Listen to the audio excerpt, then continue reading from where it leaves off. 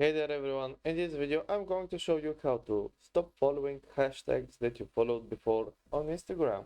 So open up your Instagram and go to your profile. Once you've done that, click on follow it. And here you can see all your followers. It's sorted by default and your hashtags will always be on top.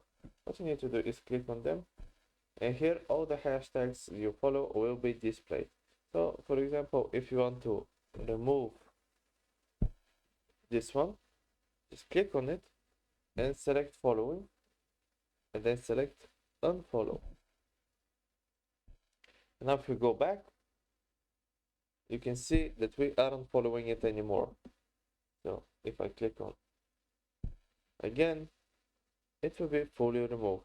And that's it. That's how you do it. Hope this helped. If it did, leave a like and subscribe, and see you next time.